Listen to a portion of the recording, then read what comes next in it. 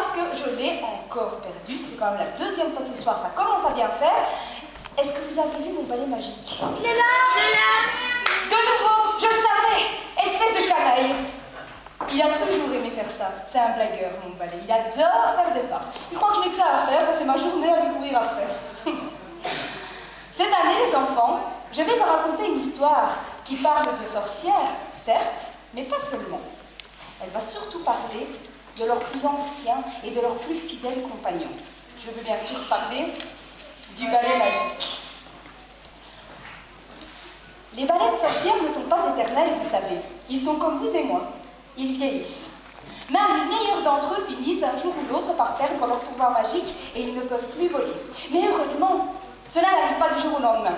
Les sorcières savent très bien reconnaître les premiers signes de fatigue chez leurs balais. Par exemple, les explosions soudaines d'énergie qui les propulsaient dans les airs se mettent à faiblir.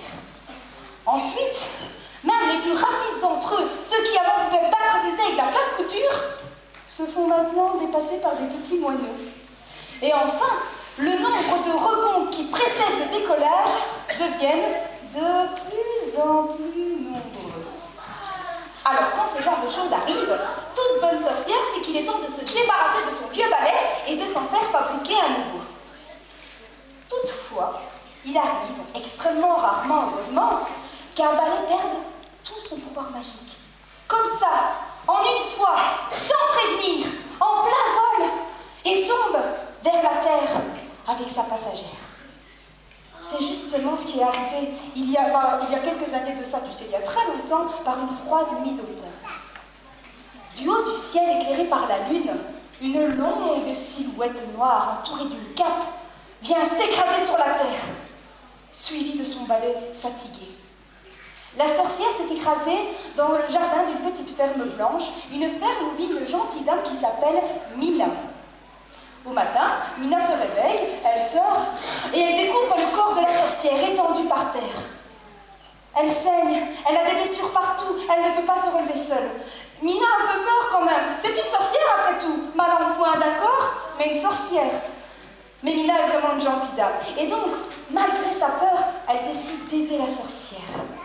Elle va près d'elle, elle l'aide à se relever, elle la fait rentrer dans sa maison, elle l'installe dans son lit et elle la laisse tranquille. Alors la sorcière demande pour fermer les rideaux, pour fermer la porte, elle s'enroule dans sa cape et là, elle s'endort profondément, sans bouger, toute la journée et toute la soirée.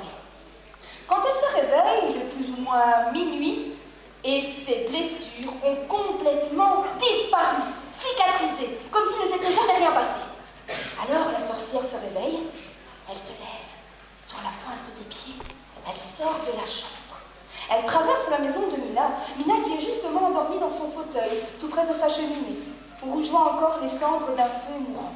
Alors la sorcière, sans faire de bruit, traverse la maison, elle s'agenouille tout près de la cheminée.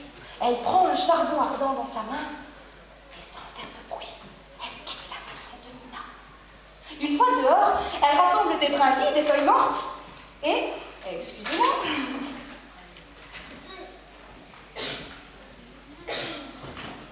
Voilà. Elle rassemble des brindilles et des feuilles mortes, elle fait un tas avec et elle prend le charbon ardent et y met le feu. Alors une fois que les flammes sont bien présentes, elle s'arrache une mèche de cheveux, elle la jette dans les flammes. Alors, le feu commence à siffler, à craquer. Et tout à coup, un éclair bleu jaillit vers le ciel. Quelques minutes après, une ombre noire plane au-dessus de la sorcière. C'est une autre sorcière. Elle a vu l'éclair bleu et elle vient la chercher. Alors, elle tournoie, elle atterrit près du feu. Les deux femmes échangent quelques paroles. La première sorcière montre du doigt l'endroit où le pauvre balai est encore étalé.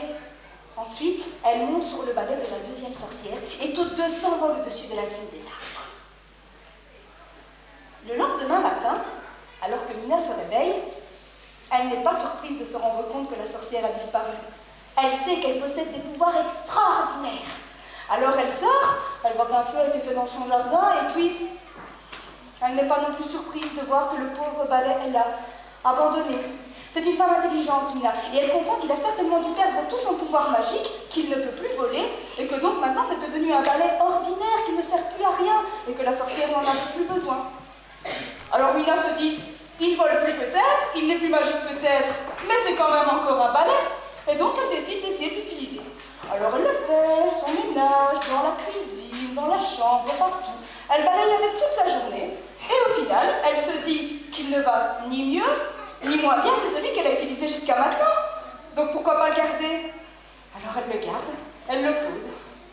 Elle va se coucher au soir. Et pendant qu'elle dort, elle entend des drôles de bruit dans la cuisine. Alors, elle a peur, elle se lève. Elle passe sa tête à travers la porte. Et là, elle voit un spectacle qui fait bondir son cœur dans sa poitrine. Parce que le balai est là, au milieu de la cuisine, en train de balayer, seul. Alors au début, quand même, elle est un peu inquiète. Mais elle pensait qu'il était ordinaire maintenant, ce balai, qui n'avait plus aucun pouvoir. Alors le balai entend Mina. Il s'arrête de balayer, se retourne et continue à balayer, comme si de rien n'était. Alors Mina ne sait pas trop quoi faire. Après tout, ça va, il a l'air inoffensif, il a l'air gentil. En plus, il nettoie bien, c'est vrai, il fait nickel. Mais, bon. Mais le problème, c'est que le balai, il aime tellement balayer qu'il ne fait que ça. Du matin au soir, du soir au matin, il ne fait que balayer. Pièce après pièce. Quand il a fait toute la maison, il recommence. Alors Mina, au bout d'un moment, elle en a ras-le-bol. Et donc elle décide, pour avoir un petit peu la paix de lui, de mettre le balai dans le placard. Pour avoir un peu la paix. Vous pensez que le balai, il est d'accord avec cette idée? Mais évidemment que non, il n'est pas d'accord. Il tambourine sur la porte, il frappe, et c'est bien au bout d'un moment. Mina, pitié du pauvre balai, elle décide de le laisser sortir du placard. Et le balai recommence à balayer. Mina retourne se coucher, mais du fond de son lit, elle se dit, il ne peut peut-être plus voler. D'accord, il a quand même encore des pouvoirs magiques. Peut-être que je pourrais lui apprendre à faire plein d'autres choses. Peut-être qu'il sait faire autre chose que balayer. Et le lendemain matin, elle met son plan à exécution. Elle prend le balai, elle l'emmène dehors, et là, elle se rend compte que c'est un élève exemplaire. Elle n'a qu'à lui montrer les choses une seule fois pour que le balai retienne et comprenne tout ce qu'il a à faire. Ce qui fait qu'au bout de quelques jours, ce balai ne fait plus que balayer. Il peut fendre du bois, il peut aller chercher de l'eau, il peut nourrir les poules, conduire les vaches au pâturage et même, il peut jouer des mélodies au piano. Toutes simples, une note à la fois évidemment, mais jouer des mélodies au piano. Alors, la vie est merveilleuse dans la ferme de Mina. Chacun est content d'avoir l'autre. Mina est contente d'avoir un balai aussi merveilleux qu'il est pour faire toutes ses corvées, et le balai est content de finir ses jours dans une petite ferme avec une dame aussi gentille que Mina. Mais le problème, c'est que ce genre de choses, ça ne reste pas secret très longtemps, malheureusement. Il faut savoir que non loin de la ferme de Mina, il y avait une seule autre ferme. Au bout d'un chemin, il y avait une autre ferme, celle des Spivey. Il y avait Monsieur Spivey, sa femme, Madame Spivey, et leurs enfants. 8! Alors, ce fut l'un des enfants Spivey le premier qui vit le balai. Quand il vit ça, je dis non, c'est pas possible. Il court chez lui et il raconte tout à son père. Monsieur Spivey dit c'est ça. Mon fils il perd complètement la boule, je vais aller vérifier ça par moi-même. Donc il se rend chez Mina, frappe à la porte et lui demande: c'est bien vrai? Vous avez un balai aussi formidable? Mais oui, lui dit Mina, il est merveilleux, il fait plein de choses. Alors elle explique toute l'histoire du balai. Passage sur la sorcière aussi d'ailleurs. Ensuite, quand elle a fait son histoire, elle emmène Monsieur Spivey derrière la ferme. Le balai est justement en train de fendre du bois. Alors, Monsieur Spivey, faut le savoir, est un homme qui manque cruellement et de fantaisie et de compréhension. Et donc, quand il voit le balai, lui, il n'est pas du tout enchanté. Au contraire, il est horrifié, il trouve ça affreux et il se met à hurler. Mais c'est diabolique! Il faut absolument s'en débarrasser, c'est l'esprit du mal! Le balai, il comprend pas pourquoi on dit tout ça sur lui qui est super gentil. Alors, il se retourne, il s'arrête, il regarde Monsieur Spivey et il sautille vers lui comme pour lui expliquer qu'il est gentil. Mais Monsieur Spivey, il veut rien savoir, lui. Alors ni une ni deux, il prend ses jambes à son cou et il rentre chez lui. Quelques jours plus tard, des voisins un petit peu plus nombreux et un petit peu plus lointains ont entendu parler du balai. Et tous, les uns après les autres, veulent venir vérifier si ce qu'ils ont entendu est bien la vérité. Alors, si tous les hommes se mettaient d'accord pour dire que c'était une créature diabolique et qu'il fallait absolument s'en débarrasser, conciliante quand même. Après tout, c'est vrai qu'il a l'air inoffensif. En plus, il fait super bien le ménage. Il est quand même vachement pratique pour les corvées. Et puis surtout, il joue tellement bien des mélodies au piano, surtout si l'on considère qu'il ne peut appuyer que sur une seule touche à la fois. Mais si l'avenir du ballet ne mettait pas tout le monde d'accord, personne n'avait de sentiments aussi méchants et négatifs que Monsieur Spivey. C'est une créature du mal, disait-il à qui voulait l'entendre. Nous aurons tous à le regretter amèrement s'il reste dans le coin. Mais il se trompait. Plus les jours passaient, et plus le ballet apprenait à faire plein de nouvelles choses. Maintenant, il faisait vraiment tout dans la ferme de Milan. Et de plus, il restait toujours aussi gentil. Mais, bien qu'il puisse faire énormément de choses, son activité préférée restait toujours le balayage. Ah oui, pas plus normal. C'est un balai quand même. Alors, parfois, quand il avait fini toutes ses corvées et qu'il avait balayé la maison du sol au plafond et qu'il avait fait toutes les pièces encore et encore, il allait dehors, sur le chemin qui reliait la ferme de Mina à celle des Spivey. Le chemin était en terre, évidemment, avec des petits graviers, et donc là, le balai pouvait balayer tranquillement pendant des heures et des heures. Il pouvait s'en donner à quelque chose sans déranger personne. Mais un après-midi, alors que le balai était tranquillement en train de balayer, deux des enfants Spivey partirent faire un tour sur le sentier avec leur petit chien. Quand ils voient le balai, ils n'ont pas envie de le laisser tranquille. Ils ont envie de l'ennuyer ce jour-là. Et donc, ils commencent par donner des coups de pied dans tous les tas de petits graviers que le balai a complètement mis sur le côté. Le balai, il les remarque, mais il n'a pas envie d'avoir des histoires. Alors il se dit, c'est pas grave, je vais les ignorer. Il fait demi-tour et il s'en va balayer un petit peu plus loin. Mais les enfants n'ont pas envie de le laisser tranquille. Alors, il s'approche du balai et il commence à l'insulter. Là encore, le balai n'a pas envie d'avoir des problèmes. Il se retourne, il sautille gaiement plus loin, c'est pas grave. Mais les enfants n'ont vraiment pas envie de laisser le balai tranquille. Et donc, ils prennent un bâton, ils s'approchent du balai et ils commencent à le frapper. Alors le balai, ok. Il est gentil, il est inoffensif, mais au bout d'un moment, il ne faudrait peut-être pas exagérer quand même. Hein, parce qu'il ne va pas se laisser faire après tout. Alors qu'est-ce qu'il fait? Il se retourne sur les enfants et claque, un coup sur la tête. Si fort que les garçons tombent sur le sol et se mettent à pleurer. Alors le balai se dit, ok, je crois que j'y étais un peu fort, ils ont compris la leçon, je m'en vais, je les laisse tranquilles, etc. Mais voilà que le chien s'en mêle.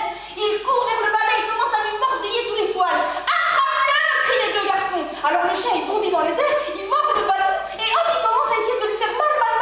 Le balai va se laisser faire? Non. Mais évidemment non. Alors il se secoue, il commence à se secouer tellement fort que... Mais où est le chien? Le chien a complètement disparu.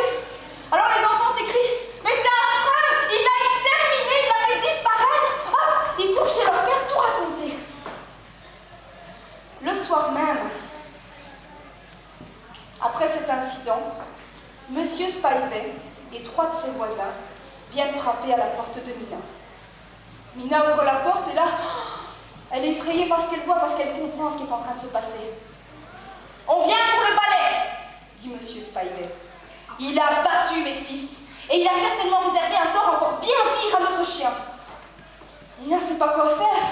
Et de toute façon, qu'est-ce qu'elle pouvait faire? C'était une femme seule contre 4 malabars rouges de colère. Alors, elle reste silencieuse quelques minutes, elle réfléchit et elle leur dit: vous avez raison, s'il est capable de telles atrocités, il faut s'en débarrasser. Alors elle fait rentrer les hommes chez elle les conduit vers la cuisine, et là, elle leur montre le placard où le balai se repose de temps en temps. Alors elle leur dit: chut, c'est là qu'il dort.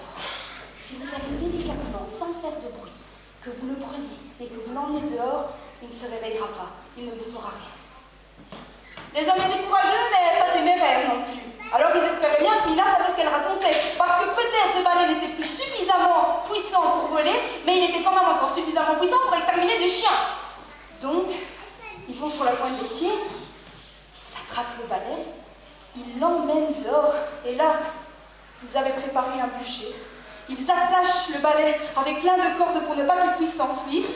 Ensuite, ils mettent le feu au bûcher, et là, il suffit d'à peine quelques secondes pour que le balai brûle et soit réduit en cendres. Après cette triste nuit, la vie reprit son cours normal autour de la ferme de Mina. Tout le monde pensait encore au ballet, mais on savait qu'on en était débarrassé, et donc on s'en faisait plus trop, on essayait de ne pas en parler. Mais, un après-midi, Mina se rend chez les Spivey, elle frappe à la porte, elle vient leur apprendre une nouvelle effrayante. Elle a vu le fantôme du ballet. Il est tout blanc, il porte une hache, il sort des bois, il rôde autour des maisons. Monsieur Spivey dit, mon Dieu, voilà que la pauvre femme perd la tête.